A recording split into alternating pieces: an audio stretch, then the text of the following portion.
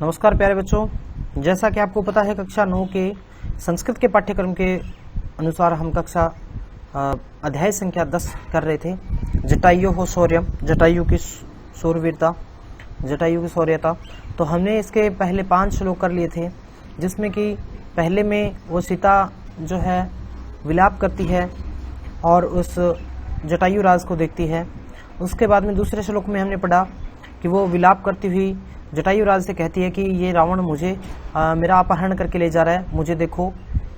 तो उसके बाद में सोता हुआ वो जटायु सीता की आवाज़ सुनता है, रावण को देख करके जल्दी ही शीघ्र ही सीता को देखता है और फिर वो जो है पर्वत के चोटी के समान आभा वाले सुंदर कांति वाले वो जो जटायु है वो वनस्पति राज जो वहाँ से बैठे हुए वृक्ष पर बैठे हुए एक शुभ वाणी कहता है, रावण से कहता है कि अपनी इस नीच बुद्धि को, दूसरे की प्राय स्त्री को स्पर्श करने से तुम्हारी जो बुद्धि नीच हो गई है, इस बुद्धि को तुम जो है त्याग दो और हमें इस प्रकार का व्यवहार नहीं करना चाहिए, या बुद्धिमान व्यक्ति को ऐसा व्यवहार नहीं करना चाहिए जिसकी दूसरे लोग निंदा करते हों। तो उससे आगे जो श्लोक संख्या 6 है,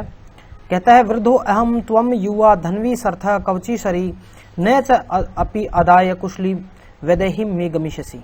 कहता है वृद्धो अहम मैं वृद्धो बूढ़ा हूँ, मैं बूढ़ा हो गया हूँ, त्वम युवा तुम युवा हो, मैं बूढ़ा हूँ तुम युवा हो, जवान हो, धन्वी सर्थ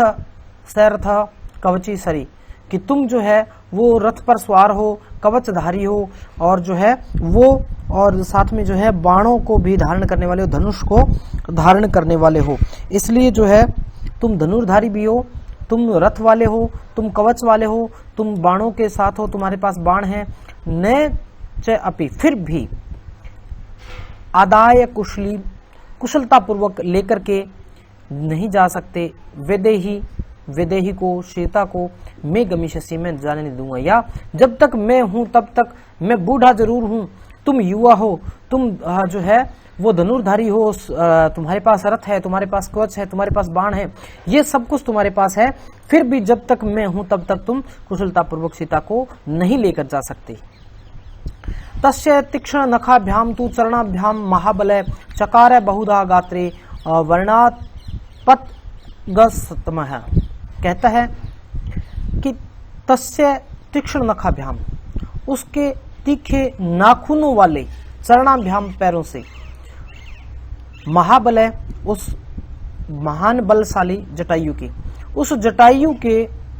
तीखे नाखूनों वाले, तेज नाखूनों वाले चरणों के द्वारा चकारे कर दिए बहुधा बहुत सारे, गात्रे गात में, वर्णान घाव, कि उस जो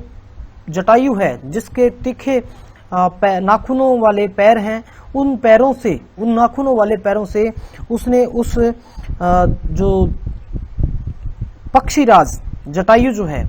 पक्षीराज जटायु जो है, उसने अपने बलशाली पैरों से और तीखे नाखूनों वाले पैरों से उसके जो शरीर पर अनेक प्रकार के घाव कर दिए। आप यहाँ इस चित्र में देख सकते हैं। तो अस्य सहस्रम चाप मुक्त मणि विभूषितम चरणाभ्याम महातेजा बभंजस्य महधनु। कहता है कि ततः अस्य, इसके, सहस्रम बाण सहित, चापम धनुष को, मुक्त मणि विभूषितम, जो उसके मोती और मणियों से विभूषित जो धनुष है, जो बाण सहित धनुष है, उसको चरणाभ्याम महातेजा, उस महातेज वाले जटायु ने अपने चरणों से बभंजय, उसको तोड़ दिया, अस्य, इसके, रावण के, महधनु, महान धनुष को, कि उस महान तेज वाले जटायु ने अपने पैरों से उसके बाण सहित मोतियों और मणियों से जड़ित उस महान धनुष को अपने पैरों की शक्ति से उसको तोड़ दिया। स भग्न धनवा वीरथो हताशो हता सारथी तलेन अभिजघानासु जटायुम क्रोध मूर्छित है। स, वह, या उसने, किसने, जिसका भग्न धनवा, जिसका धनुष जो है वो टूट गया है, वीरथ है, जिसका रथ भी नहीं है या वो रथहीन हो गया है, हताशु, जिसके अश्व जो है वो मारे गए हैं, घोड़े मारे गए हैं, हतः सारथी, जिसका सारथी भी मारा गया है, ऐसे रावण को तलेन थप्पड़, अभिजघानासु जो अपने जो शक्तिशाली पैरों से या अपने नाखूनों वाले जो पैर है उससे जटायु उनको थप्पड़ मारता है और क्रोध मूर्छित है, और वो रावण जो है वो क्रोध से मूर्छित हो जाता है। कि जिसका ऐसा रावण जिसका धनुष टूट गया है, जिसका जो है रथ टूट गया है या बिना रथ के हो गया है, जिसके घोड़े जो हैं वो मारे गए हैं, ऐसे रावण को जो वो जटायु है, वो जटायु हमला करता है। कैसे? वो थप्पड़ से हमला करता है, यानी उसको जोरदार जो है थप्पड़ मारने का प्रयास करता है। जटायु तम अतिक्रम्य तुंडायन अस्य खगाधिपस्य वाम बाहुन दश तदा व्यपहारद अरिंदम। अरिंदम होता है शत्रुओं का नाश करने वाले। शत्रुओं का नाश करने वाले उस जटायु के द्वारा जब रावण को थप्पड़ मारा जाता है तो उस थप्पड़ से बचते हुए वो रावण प्रयास करता है, और फिर जो है वो जटायु अपनी चोंच से, तुंड होता है चोंच, उस चोंच के द्वारा खगाधिप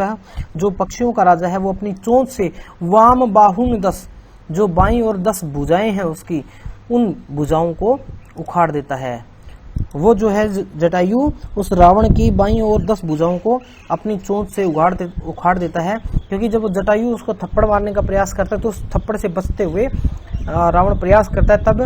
जो है जटायु उसको क्या करता है, उसके जो बाईं ओर की 10 भुजाएं हैं वो उनको अपनी महान बलशाली चोंच से उनको उखाड़ देता है। तो बच्चों ये हमारे 10 जो है श्लोक हो गए।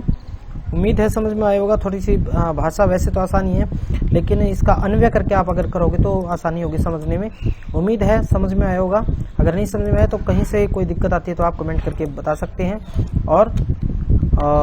वीडियो को लाइक करना मत भूलिएगा।